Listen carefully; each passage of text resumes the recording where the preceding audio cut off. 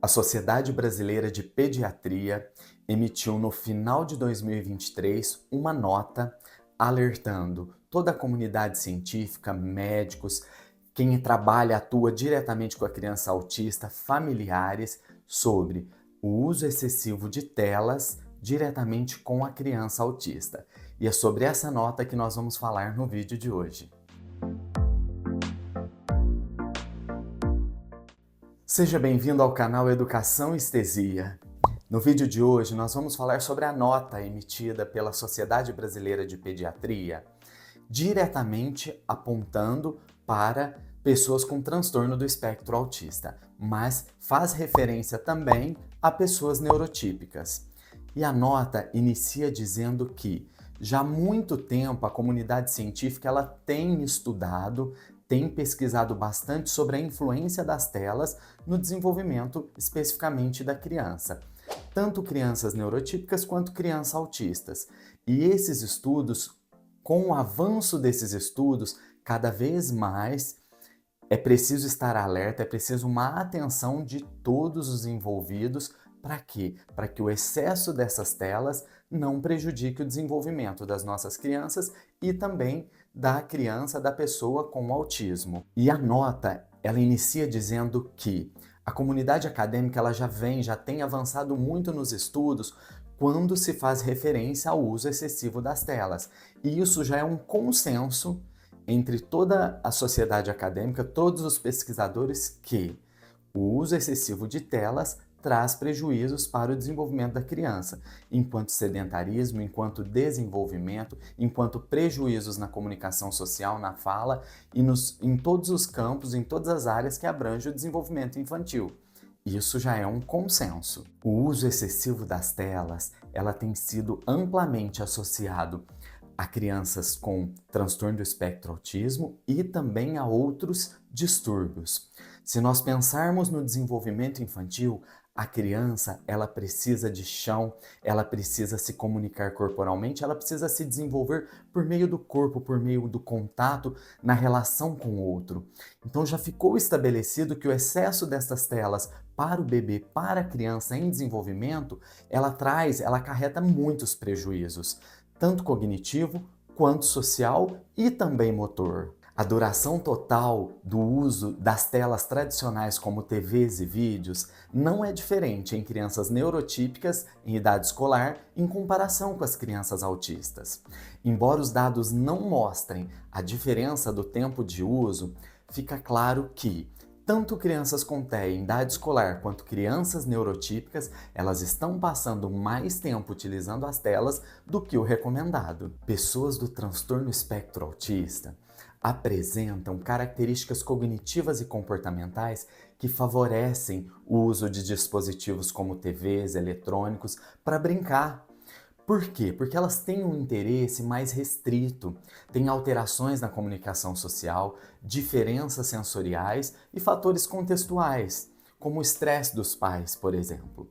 A mídia, principalmente a mídia moderna, ela tem essa capacidade de personalizar os interesses específicos do indivíduo, o que vai tornar o conteúdo restrito e facilmente acessível às crianças. O que significa que os autistas, por exemplo, eles receberão os mesmos tópicos, os mesmos conteúdos, que vai favorecer a atenção, a concentração deles, e eles vão acabar passando mais tempo na frente desse dispositivo, em vez de uma ampla gama de ideias, de conteúdos que eles precisam diretamente para uma maior flexibilidade mental, uma flexibilidade cognitiva. Pacientes com TEA processam informações sensoriais de uma maneira diferente. Eles têm habilidades de percepção visual mais forte do que as relacionadas à linguagem e preferem processar informações de forma visual, o que torna essas mídias digitais ainda mais atraente e indutiva para eles. Programas e aplicativos rotulados como educacionais e comercializado para pais ansiosos por desenvolver o conhecimento tecnológico de seus filhos, eles são, na verdade, carregados com esses elementos interativos gamificados que podem distrair as crianças dos verdadeiros objetivos e as metas da aprendizagem. A nota, ela também destaca os impactos na saúde e na aprendizagem da criança. O uso excessivo da mídia, ela ocorre quando ela interfere diretamente em aspectos como o sono, no brincar, no se relacionar, no conversar, no conviver com o outro, comportamentos saudáveis também e, consequentemente, pode atrapalhar até mesmo no desempenho escolar e em comportamentos desafiadores. Em relação à atividade física, observa-se uma incidência ainda maior de sedentarismo. Então, esse aumento do uso das telas ele pode ocasionar questões relacionadas à obesidade, à síndrome metabólica, à hipertensão e o desinteresse em praticar atividades físicas. A nota também chama atenção para pais e educadores. Os cuidadores, especificamente desses indivíduos, eles são mais propensos a utilizar a mídia móvel como uma estratégia de calmante, porque as telas, elas geralmente, em momentos de crise, birra, ela tende a acalmar e deixar a criança quieta. E também em alguns momentos que os pais, os cuidadores precisam que a criança não incomode ou fique mais quietinha, tende a utilizar esses dispositivos. Nesse caso, a informação ela chega no cérebro e aquele comportamento desafiador, aquela atitude, ela vai se acalmar. Esse é um dos objetivos das telas. E, no entanto, é preciso tomar bastante cuidado. Por quê? Porque essa alternativa ela pode ser viciante por facilitar a resolução de um problema. Então ela resolve de forma imediata e por isso atenção, porque pode ser viciante. E, no entanto, usar abordagem, medidas que são mediadas ali, que são desenvolvidas a partir de interações, elas podem melhorar esses sintomas ao longo do tempo e não de imediato. Por isso, essas estratégias acabam sendo mais utilizadas do que a mediação para a resolução do problema. A Sociedade Brasileira de Pediatria, com a emissão dessa nota, ela orienta sobre como equilibrar o uso das mídias com comportamentos saudáveis.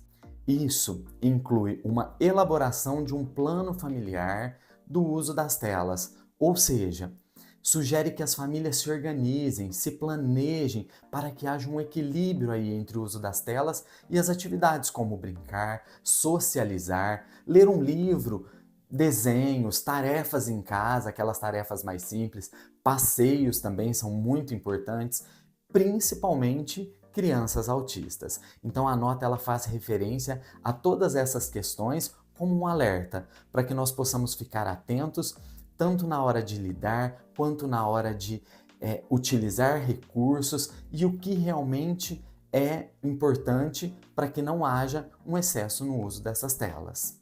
Eu gostaria de pedir para você, aqui no vídeo de hoje, deixe aqui nos comentários como é a utilização das telas aí na sua casa, com os seus pequenos. Conta pra gente aqui nos comentários.